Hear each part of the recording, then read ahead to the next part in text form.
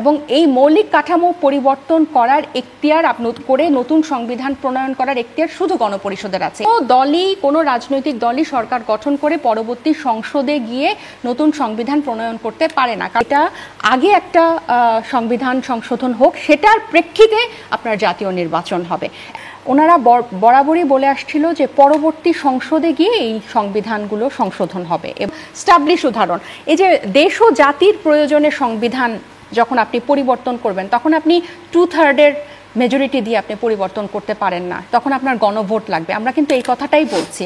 এবং আপনারা দুজনই আলোচনায় যে মূল পয়েন্টটা মিস করছেন, গত লাস্ট যখন ঐকমত্য কমিশনের মিটিং হয়, লাস্ট যে মিটিংটা যেটাতে সেকেন্ড লাস্ট, যেটাতে প্রধান উপদেষ্টা উপস্থিত ছিলেন, তারপরে যেটা হয় সেখানে কিন্তু একটা প্রস্তাব ঐকমত্য কমিশনের পক্ষ থেকে দেওয়া হয় যে সাংবিধানিক আদেশ ফলোড বাই গণভোট যেদিন জাতীয় সংসদ নির্বাচন হবে। তাহলে এবং যেটা বিএনপির পক্ষ থেকে আলোচনাটা তো আমরা আসলে ওইভাবে আনিই নেই। সেটা তো যেমন বলা হয়েছে, অনেক দলই, সেখানে বিএনপিও বলেছে হতে পারে জাতীয় সংসদ নির্বাচন যেদিন হবে দুটো আলাদা ব্যালট থাকবে, না এটা একটা গণভোট হবে না। এটা ঐকমত্য কমিশনের পক্ষ থেকে একটা প্রস্তাব দেওয়া হয়েছে নতুন, একদম লাস্ট যেটা মিটিংয়ে।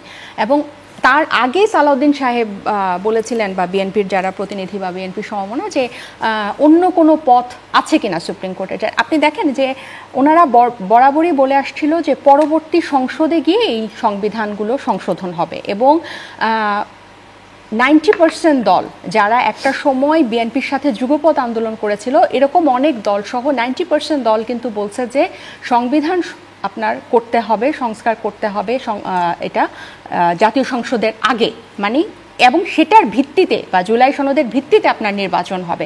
কোনো নির্বাচিত দল জাতীয় সংবিধান সংশোধন করতে পারে না। এখন আপনি যদি আমাদেরকে বলেন যে আমরা নির্বাচনী ইশতেহার দিব কিনা, তাহলে তো একই কথা হলো। আমরা সংসদে গিয়ে এটার পরিবর্তন করতে চাই না, আমরা চাই এটা আগে একটা সংবিধান সংশোধন হোক, সেটার প্রেক্ষিতে আপনার জাতীয় নির্বাচন হবে। এখন কিভাবে হবে বাস্তবায়ন প্রক্রিয়াটা নিয়ে কিন্তু আলোচনা চলছে। এখন লাস্ট যে ঐকমত্য কমিশন যে প্রস্তাবটা দিয়েছে বা বিএনপি যেভাবে কথা বলেছে, এটা কিন্তু আবার ওই 106-এর অধীনে গিয়ে সুপ্রিম কোর্টের কাছে জানতে চাওয়া যে কিভাবে বাস্তবায়ন হবে বা সংবিধান এটা পরবর্তী সংসদে বাস্তবায়ন সম্ভব কিনা। এবং ঘুরে ফিরে আমরা কিন্তু দেখছি যে পরবর্তী সংসদের কাছেই চলে যাচ্ছে। এনসিপি কিন্তু দাবি করছে না যে আমরা নির্বাচনী ইশতেহারে গিয়ে মানুষের কাছে বললাম তোমরা আমাকে ভোট দাও, আমরা পরবর্তী সংসদে যদি মেজরিটি পাই, সরকার গঠন করি, তাহলে আমরা সংবিধান পরিবর্তন করব। This is not the right way. এটা এনসিপিও বলছে না। কারণ কোনো রাজনৈতিক দলই সরকার গঠন করে পরবর্তী সংসদে গিয়ে নতুন সংবিধান প্রণয়ন করতে পারে না। কারণ আমরা যে কয়টা প্রস্তাবে সংবিধান সম্পর্কিত যে কয়টা সুপারিশে আমরা ভিন্নমত সহ রাজি হয়েছি, এটা কিন্তু একটা সংবিধানের মৌলিক কাঠামো পরিবর্তন করে।